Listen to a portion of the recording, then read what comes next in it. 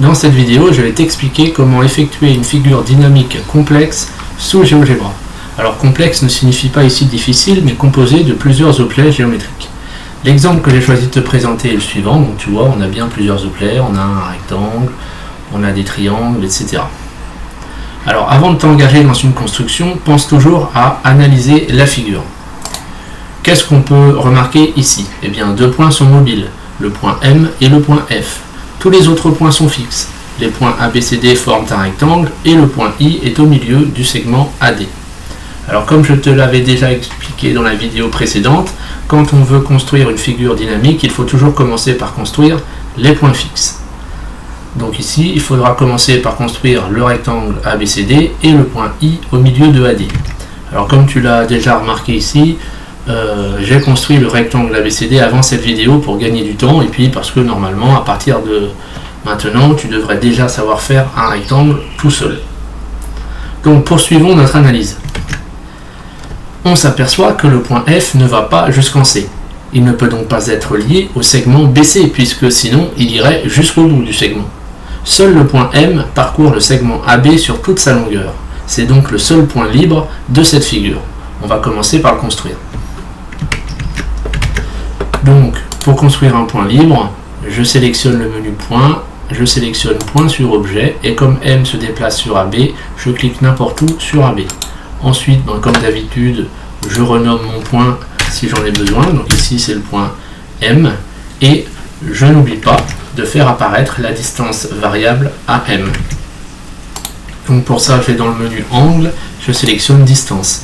Je veux la distance de A jusqu'à M. Ensuite, j'initialise mon menu afin de pouvoir déplacer l'étiquette et de la rendre visible. Intéressons-nous maintenant au point F. Comme je l'ai déjà dit tout à l'heure lors de notre première analyse, le point F ne peut pas être un point lié ou libre sur le segment BC, parce que sinon, il irait de B jusqu'à C. Or, il n'atteint pas C, il ne va pas jusqu'au bout. Donc le point F n'est pas un point libre, ça n'est pas un point mobile. Et pourtant, il bouge. Alors pourquoi bouge-t-il ? Bien tout simplement parce que le point F, lui, il est lié au point M. Et c'est le point M en bougeant qui entraîne avec lui le point F. Mais a priori, le point F n'est pas lié au segment BC. Alors comment construire ce point F à partir du point M? Eh bien, on peut remarquer quelque chose, c'est que lorsque le point M se déplace, l'angle droit, lui, reste toujours là. Donc le point F, en fait, il reste sur la perpendiculaire à IM. Donc pour construire F, c'est assez simple. Il suffit d'abord de construire IM, puis la perpendiculaire à IM qui passe par M. Le point F se déduira alors par intersection avec le segment BC. Alors allons-y. On commence par construire le segment IM. Ensuite, on vient construire la perpendiculaire à IM qui passe par M.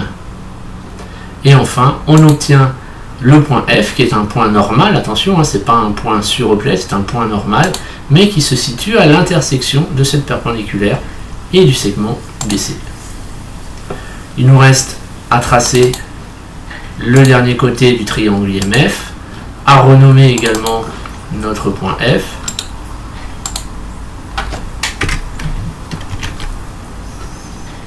On va également désafficher les traits de construction et construire à la place un segment. Voilà. On met l'étiquette de M en bas pour plus de clarté. Qu'est-ce qu'il nous reste à faire?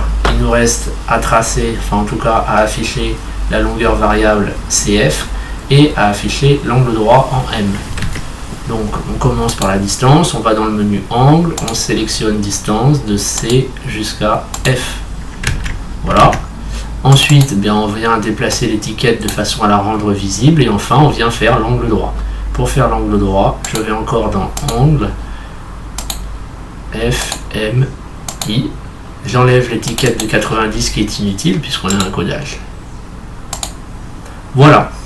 Alors il nous reste à animer le point M et à bien vérifier que la figure a été exécutée correctement. Donc pour animer le point M, je clique droit, animation, et voilà. Cette vidéo est terminée.